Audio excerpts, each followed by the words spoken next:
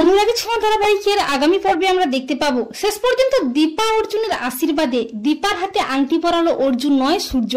হ্যাঁ বন্ধুরা, আমরা এমনটাই দেখতে পাবো অনুরাগী ছোঁয়া ধারাবাহিকের আগামী পর্বগুলোতে। দীপা অর্জুনের আশীর্বাদের জন্য সেনগুপ্ত বাড়িতে লাবণ্য অনেক বড় করে আয়োজন করে। দীপা তার নতুন জীবনের জন্য নতুন ভাবে সেজে ওঠে, আর অর্জুনও তার পরিবারকে সাথে নিয়ে আসে সেনগুপ্ত বাড়িতে। সবাই খুব আনন্দে মেতে ওঠে। দীপা অর্জুনও তাদের নতুন জীবনের জন্য খুব খুশি, কিন্তু তবুও দীপার কোথাও যেন সূর্যের কথা ভেবে কষ্ট হয়।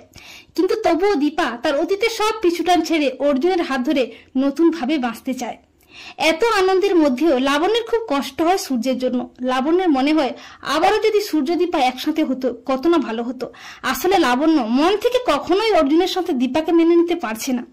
এরপর লাবণ্য দীপা অর্জুনকে আশীর্বাদ করে, সবাই মিলে একে একে আশীর্বাদ করে দীপা অর্জুনকে। এরপর শুরু হয় আংটি বদলের পালা।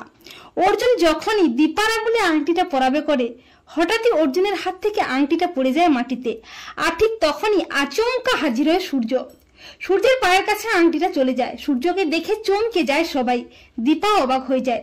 সূর্য অর্জুনের হাত থেকে পড়ে যাওয়া আংটিটা মাটি থেকে তুলে দীপার আঙুলে পরিয়ে দেয় অর্জুনের সামনে।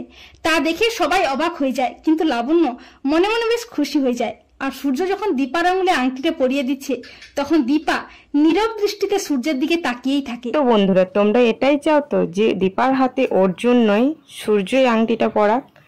দীপা অর্জুনের হাতে থেকে নয় সূর্যের হাতে সিঁদুরটা পড়ুক? হ্যাঁ বন্ধুরা, এমনটাই হতে চলেছে অনুরাগের ছোঁয়ার আগামী পর্বে।